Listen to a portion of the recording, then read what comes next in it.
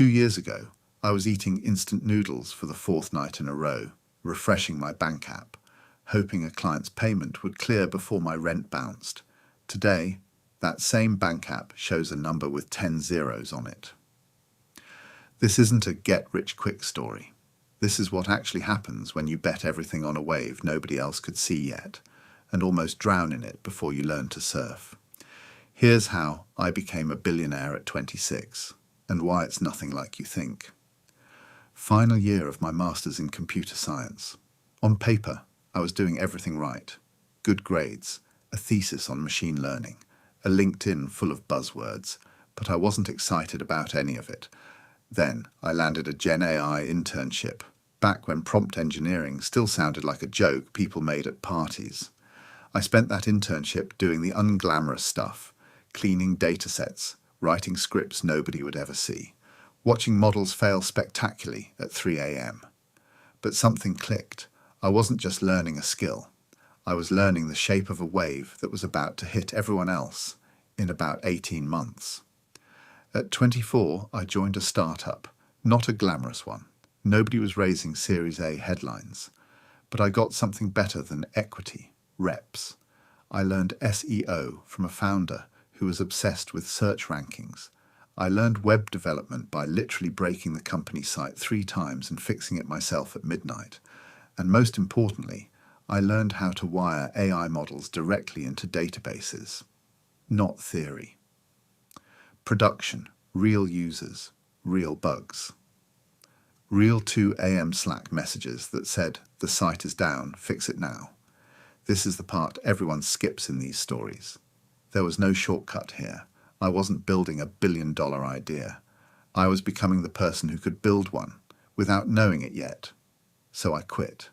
No safety net, no funding, just a laptop and a belief that businesses were about to need AI badly and wouldn't know how to get it.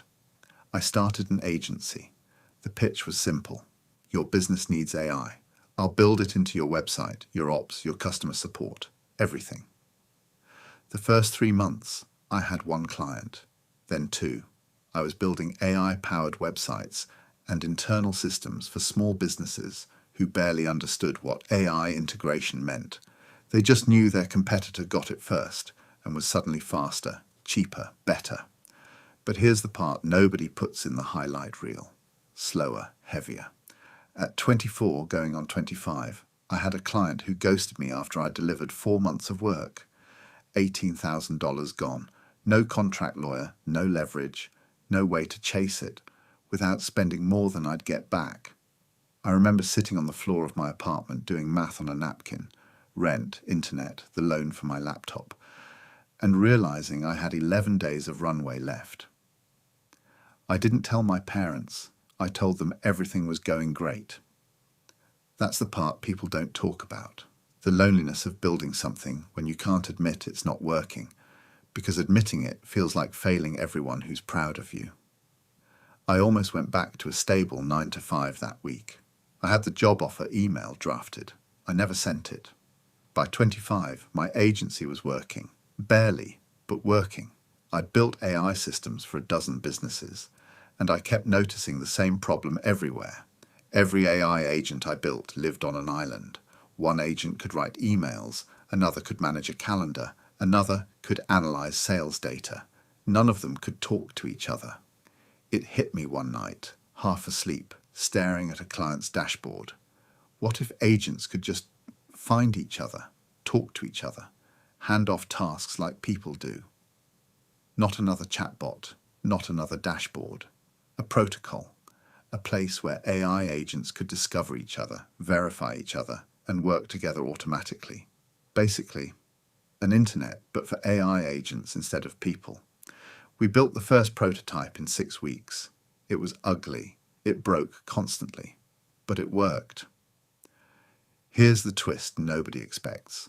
Right when the idea was strongest, the money problems got worse, not better. I pitched 40 investors. 38 said no.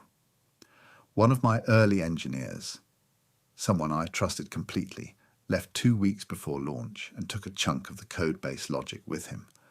Legally, because of a messy contract I never should have signed. I had to rebuild core parts of the system from memory in 2 weeks, on almost no sleep, funding my own server costs on a credit card that was maxed out twice that month. I remember calling my mum, finally telling her the truth, and just crying on the phone, not because I wanted sympathy, but because I needed to say out loud that I didn't know if this was going to work. She said one thing I still think about: you've never quit anything in your life. Why start now? Investor 39 said maybe. Investor 40 said yes. And then, once one firm believed in the internet for AI agents idea, 5 more followed within a month. Turns out I wasn't early to a small idea. I was early to the entire next layer of the internet. Within a year, thousands of companies were plugging their AI agents into the network. Not because we out-marketed anyone, because we solved a problem that was about to become unavoidable for every business on Earth. At 26, the acquisition offer came in. The number had 10 zeros. And I thought I'd feel like I'd made it. Instead, I felt strangely calm and a little haunted. I kept thinking about the 24-year-old on the floor of his apartment doing math on a napkin, about the friend who left, about the 4 months of unpaid work I never got back. Money didn't erase the hard years. It just meant I never had to make decisions out of fear again. That's the real prize, not the number, but the freedom to build the next thing without panic sitting on your shoulder.